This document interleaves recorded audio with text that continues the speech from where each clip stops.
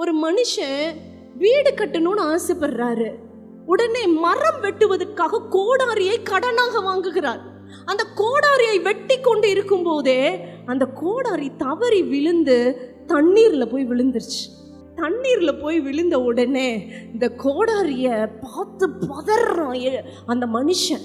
ஐயோ, கடனாக வாங்கப்பட்ட கோடாரி, நான் என்ன பதில் சொல்லுவேன்? நான் கடன் வாங்கி கட்டின வீடு, கடன் வாங்கி ஆரம்பித்த இந்த தொழில் இன்றைக்கு தண்ணீரில் மூழ்கி கொண்டு இருக்கிறதே. உங்க குடும்பம் இன்னைக்கு கீழே அமுங்கிட்டு இருக்கிறா. சில கடனாளிகள் நீங்க வெளியே தலை காட்ட முடியாதபடிக்கு சில பிரச்சனைகளின் நடுவில் போய்கொண்டு இருக்கிறீங்களா? அவமானத்தின் நடுவில் போய்கொண்டு இருக்கிறீங்களா? உங்கள் உழைப்பை எல்லாம் யாரோ எடுத்துக்கொண்டு போகிறது போல இருக்கிறதா? ஒன்றே ஒன்றுதான் இன்றைக்கு உங்களை விடுதலை ஆக்கும். அது தேவனுடைய வார்த்தை.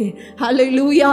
2 ராஜாக்கள் 4வது அதிகாரம் 7வது வசனம் சொல்லுகிறது, தேவனுடைய வார்த்தைக்கு கீழ்ப்படிந்த உடனே ஃபர்ஸ்ட் வார்த்தை எலிசா சொல்றாரு, நீ போய் கடனை அடைத்து மீந்ததில் ஜீவனம் பண்ணு. ஹல்லேலூயா. இன்னைக்கு நீ பிசினஸ்ல நல்லா வந்துட்ட, தேவனுடைய வார்த்தையை பிடிச்சி மேல வந்துட்டு இருக்கிறீங்க. ஃபர்ஸ்ட் போய் கடனை அடைத்து மீந்ததில் ஜீவனம் பண்ணுங்கள். ஹல்லேலூயா. ஏனென்றால் என் ஆண்டவருக்கு தெரியும், கடன் உங்களை நிம்மதியா வாழ விடாது. அது ஒரு பொல்லாத சத்துரு. அதில் நீங்கள் என்ன படிக்க வச்சாலும் என்ன நீங்கள் வாழ்ந்தாலும் மனசில் நிம்மதி இல்லாமல் நீங்கள் இருக்கிறத கர்த்தருக்கு தெரியும். அதை தான் ஆண்டவர் சொல்கிறார், பிறனுடைய பொருள் எதுவும் உனக்கு வேண்டாம், அதெல்லாம் ஃபர்ஸ்ட் அவன் கிட்ட திருப்பி கொடு. மீந்ததில் நீ ஜீவனம் பண்ணும்போது என் கரமே உன்னை ஆசீர்வதிக்கும்.